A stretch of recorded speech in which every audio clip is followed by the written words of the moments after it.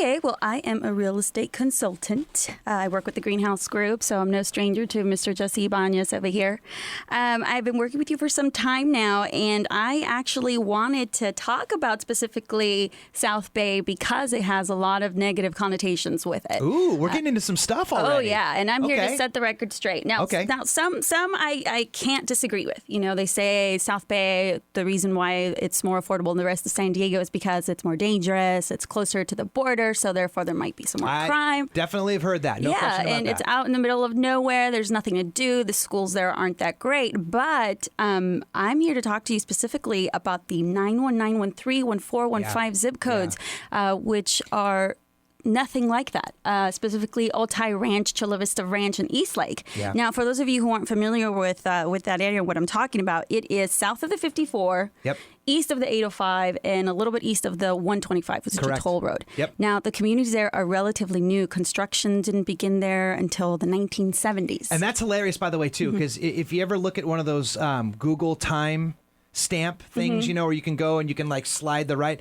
That is an incredible thing to watch because basically there was just old Chula Vista and a little bit of Imperial. And then as soon as you start sliding, it's like boom, boom, boom, boom.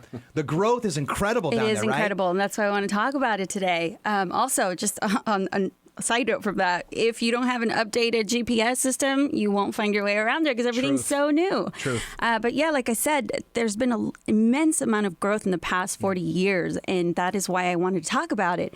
The newer communities there, the houses are beautiful, but it has its downsides because of that as well.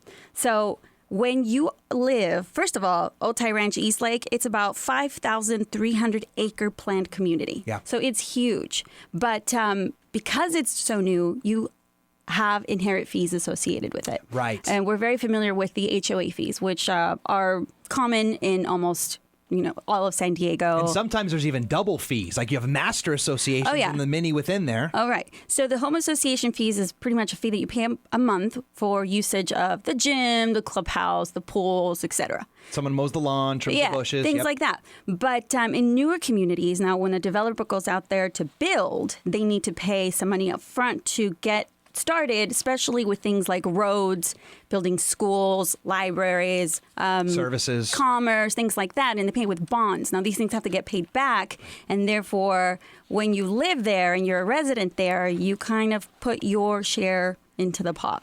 And the trick, so we're talking about the truth, right? So the thing that's soberingly honest about that is with the rates right now for like 30-year fixed trailing at like 4% or maybe even under.